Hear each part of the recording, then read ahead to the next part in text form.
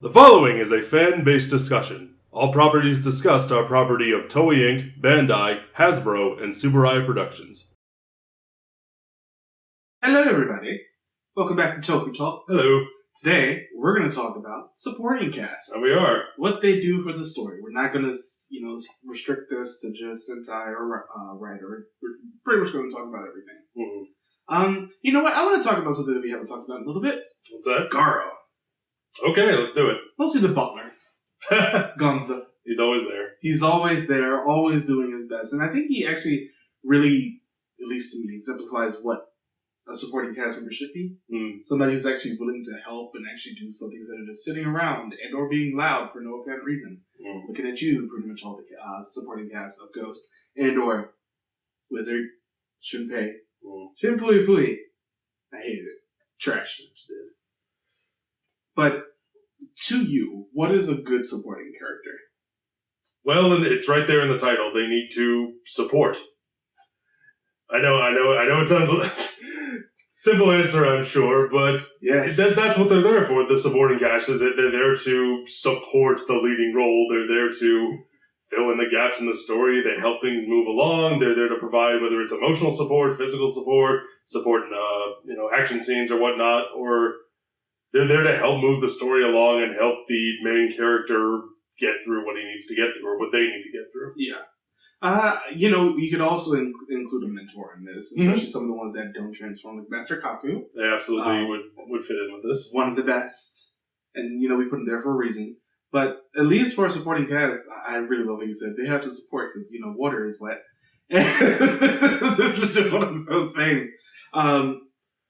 You asked, I answered. I think one of the things that really enough for, at least for Toku, they have to do one of two things. They have to be there for to really help with the research purposes. The characters of Kuga, Agito.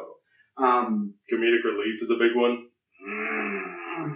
We see it a lot. Yeah, we do. I mean, you can sometimes have too many. It depends on the story. I don't even. It all depends on the script. If you have a script that has 50 supporting characters and they're all used well, it's fine. I think it depends, because I'm much more of a fan, at least for the comic relief, especially if there are a lot of heroes. It should be one of the heroes. Sort of like Ziggy from RPM. Okay. He was, most of the comedic relief of that show. But when it came to somebody like Shunpei, he just sort of didn't have a lot to do. And I think that's a problem with Toku in general, is that a lot of times the supporting cast, they don't give them much to do aside from stand on the sidelines and acknowledge the hero's actions. Yeah. And it's a very passive role. When they never play much of an active role in the story is when things start to falter for me. When they're just there to be on the sidelines and say, hero person, you're doing a good job, or wow, that was a tough fight, or so on and so forth. It also makes it worse when people are I'm just going to talk about the Saber cast here because it happens a lot. I remember around the time that I stopped watching initially, he had just gotten one of his upgrades. This happened early. And all the rest of the riders are just laying on the ground, not doing anything. I'm sitting here y'all could have transformed again and helped. But nope, you just sat there with, thumbs up gases, not doing anything.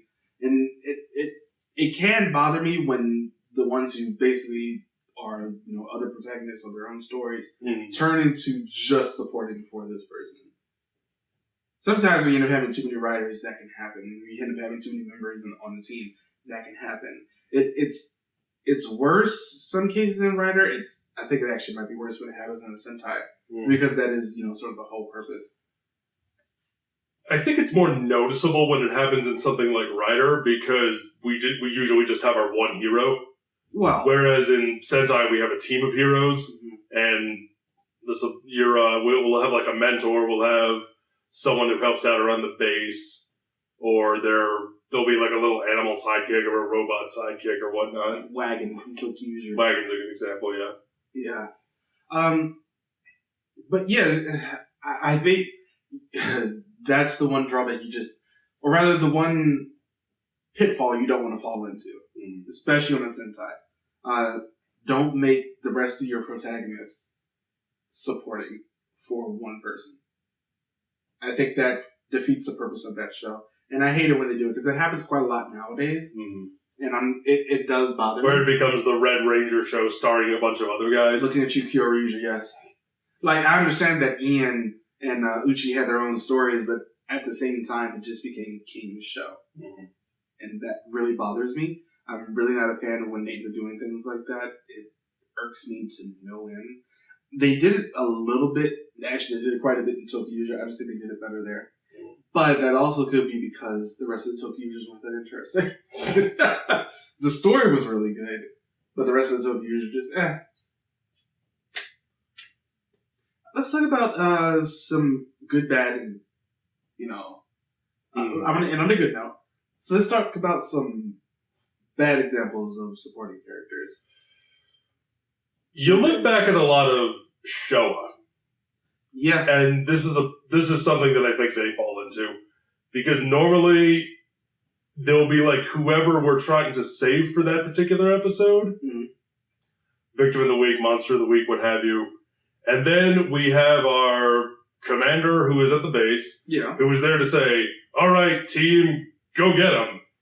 And then at the end of the episode, he'll say like, all right, team, good job. And that's more or less all they do. Weirdly enough, I've gotten this just in clips of the show from Jekka. We've not talked about the show yet, but we will be going back and doing it. That commander who has that whole army get up going on, he really struck me as that for some reason. And he just didn't give me enough personality. You got somebody like the Changeman commander who was really interested in the actual story itself. I don't know. Something about the one from Jekka just... It could be because of the whole military outfit, but he really just didn't do it. Our cast of heroes was also usually smaller back then. At least it feels that way. Because we would have our heroes, and then we would have like one or two, helpers along the way. We would have we had the computer boys and girls, and we have... I cannot wait to watch Columbine! We have the computer boys and girls, and the other guy, and the Changeman commander. But then you look over at the villain side, and that tends to be where the bigger cast is. Yeah. Because, the villains, you'll have, like, the shouty one, you'll have the angry one, you'll have the annoying one. You're talking about Bioman. Which is weirdly I'm talking about a lot of them, let's be honest. Bioman was the first one to pop into it because you basically had the three commanders. Okay. One of whom, Monster, the guy who played Monster, unfortunately just passed away recently. He was 81. The water couldn't take it. But yeah. For some reason, I started thinking about that. He's like put out the whole. No, go on. Because he had For the Man, and you had the people right under him. So really enough, that cast was really small too. Mm-hmm. The cast was really small on both sides. Mm. You had Farrah and Farrah Cat. That's still like the funniest naming convention to me. But really enough, that's the one that popped up on my mind first. Mm-hmm. And then on the other hand, you have Changeman, who has a really big supporting cast, but you don't really get to see a lot of them. It's just like you get a little bit of like the military members that they're working with. And of course you have Commander. And then you have everybody on the other side with Galuk and Ahamis. Shima and her kicks. Shima's kick was a whole other character. I wasn't sure if you were aware of that. But as its own IMDb page. I really... That's just an example of a good one that I've seen. A bad one. Masked Man, where basically the rest of Aura Power. That woman disappeared after the first couple episodes. No, they all did. Because we had their master, and that was pretty much it as far as the heroes go. We had, like, the two girls who were there. Who rarely ever showed up. They said Aura Power, and that was pretty much all they ever got. That woman is amazing. I believe she got an interview a couple years ago, like did she? Or something, and they talked about that. Oh. And we're just like, I just want to let you know that we will always remember for you saying Aura Power, because she was so talented. What did she say? She was like, "Thank you, I appreciate that." But yeah, just some other. We focus a lot on Sentai here. Do we want to keep talking about bad? I was sure that... Because I kind of do. Yeah, because we got the Wizard and Ghost. I was going to say we have to bring up Wizard. And Ghost. I would say Wizard more so because Wizard is a case of where they had a lot of potential to make their supporting characters intrinsic to the story, But they chose not to. Because they chose to do the opposite. They did, because you could... And the setup is right there. Yeah. Waving a 10-foot flag saying, hey, look at me, I can do this in the story. Shunpei could become the Ringmaker's apprentice immediately. Rinko could have been his, liaison to the police and could have been... It's like, oh, I got it's like, new case, Haruto, there's this... We've seen a rash of attacks here. It could be a phantom. We could use your help. And he goes to help them out. And you could have expanded it more that way. And instead, they just kind of show up at the... They just show up at the little tchotchke shop, whatever he has. You really enough could have made Wizard more of a police procedural. You could have. And I think it would have police procedural with a magical protagonist. You could have done that. There are plenty of books out there that end up doing that. Books, TV shows. Yeah. It could have worked. You didn't do it. Could have easily done that. And it's strange because you look at if you were to strip all that away, if you were to make Kamen Rider Wizard just about Haruto, and if it were just him, and not Koyomi, and not any of the other supporting characters, like you could have the Ringmaker there, yeah, like maybe like he gives him his new rings every now and again.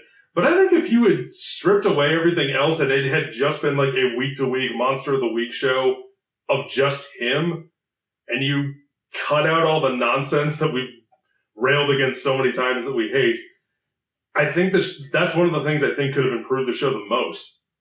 Either that, or just like I said, make a police. Just have Rinko there as his only other supporting class besides the Ringmaker. Or just the Ringmaker. Yeah, it's like the two of them. That probably would actually be perfect. You wanted to talk about Ghost.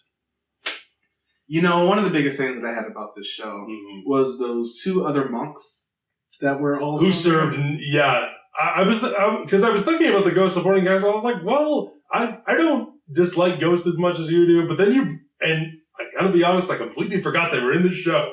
There's a reason for that, because they do nothing.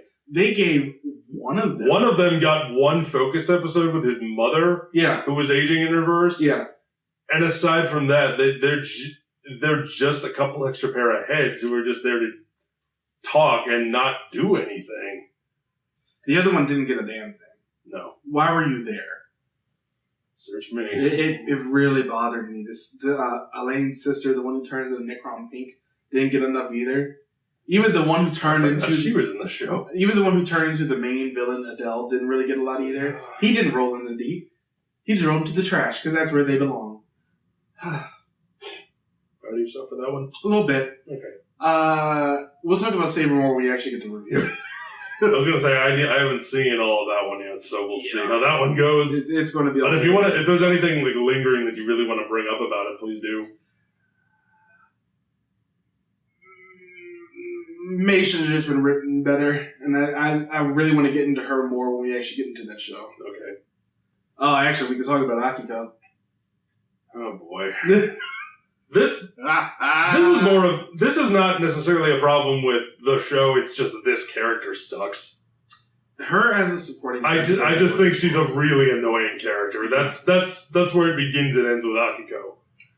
Because everyone else in the cast I think is good. Yeah, even the ones who just show up, like those two members of AKB48. Yeah, in the one episode. Yeah, well, in a couple episodes they show up. Oh, right, because they're like informants. Yeah. He has a whole bunch of performances. He's got Santa-chan, a couple others. All of them are like really great. They don't show up also, but when they do, they make enough of an impact. But then you end up getting Akiko, who's there pretty much this entire time, and she just doesn't work as well. It's mostly a mixture of writing and the direction when it came to It's writing, it's performance, it's direction, it's all those things. It's just not a good character. Yeah. Because there are, in a case like Ghost with the two monks, that just, they give them nothing to do. Yeah. The actors themselves aren't bad actors, they have absolutely nothing to work with. Yeah. And then you have Akiko, where the character just sucks. The character is just so annoying. You got some of those. And she has a lot to do in the story, and it's just not good. Or like that kid from Ghost Ager. Why? Right? Because that's who they meet. Right. And that's whose house they stay at. Right. Him and the dad. Don't they meet him in like the first episode? Yeah, that's... he's just like, oh look, there are Sentai over there. That's how they get their base. So yeah. Jeez. We watch a lot of Toku. We do watch a lot of Toku. I mean, it kind of comes with the territory, but at the same time, it's like, oh right, he was in that show. Oh right, you. Yeah, you. Let's talk about some... Now, Rita. Victor and Monty, bad supporting cast. Oh. You wrote the Power Rangers when I had to bring them up too. Ben and Betty. Power Rangers is definitely not excluded from this. And this is, I think, it's that terrible comic relief. Yeah. We're trying to be funny, but it just isn't funny. It does not work. Let's get to some good, though. I would love to, and I would like to start with Ultraman X. Okay.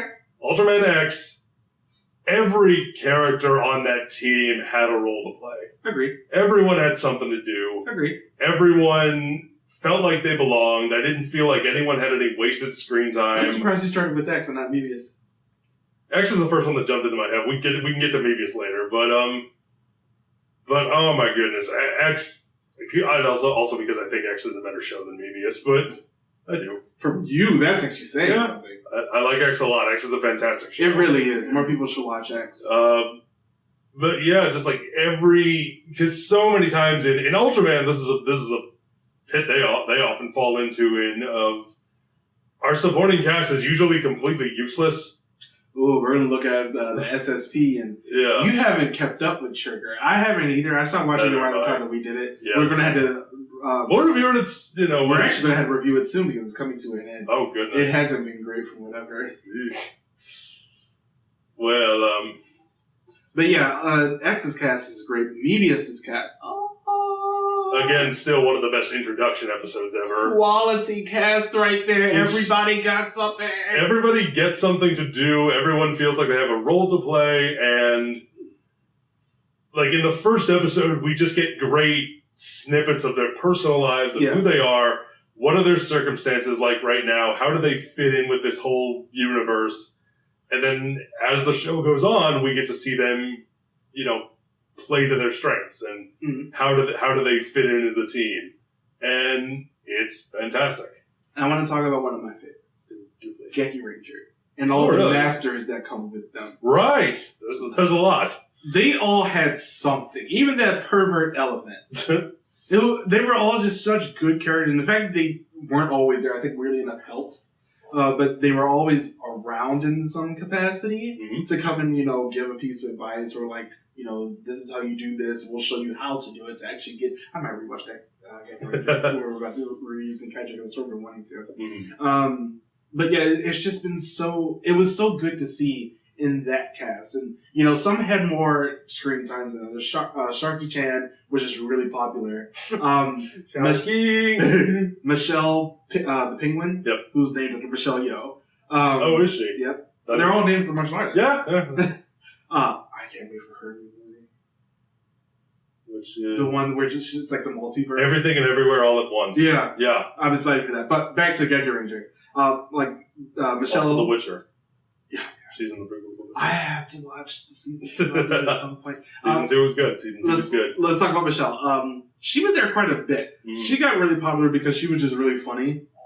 She was like supposed to be the sexy one, and I was sitting here like, oh. Her job was a model, right? She was. Didn't the character have like a clothing line? Right. She was the one who was like in charge of all of Scratch's clothing and stuff. And she was around quite a bit, especially when it came to Violet. And she was the one who helped him with that spinning attack that he had. Spinning bug kick. Spinning bug kick. What is some other? I mean, we've already talked about Master Kaku. We could do that till the end of time. Sandayu from Kaku Ranger, where he died halfway through, but I mean, he did it on purpose. It happens. Pretty much the entire cast of Changeman. I think they deserve a mention, Bulk and Skull. For how they changed, when you look at where they started in Mighty Morphin to where they end up with in space when the Zordon saga is they actually got their arc, good stuff. Yeah, it's really good. It's really well done. They had a full arc from bullies to heroes. Yep. So they were great. What are some other good ones? We talked about Gonza from Garo. who was there were multiple. I think Cura Major benefited from having a smaller supporting cast as well. Yeah, because we mainly just had the princess, and PPAP man. Yes, PPAP. Yeah, I'm very sorry I forget their names. A lot of it blurs together. I just know them as if I see them from outside of something or just memes. Yes. So that's mostly how I keep track nowadays. But either way, like well written, integrates well with the team. Never feels like they're just there to fill space. Owner from Dino. Always there with a piece of advice and some rice, and I love it. He was NSYNC-y. He was the whole reason that movie got above a 1 because he was just there during the Dino portion. It was great. I love seeing that man. He hit the edge of the fork and flipped over to his hand, and then he did and I'm just like, yes, this is the whole reason I watched this movie. I'm sad this scene happened early. I would have to mention O's.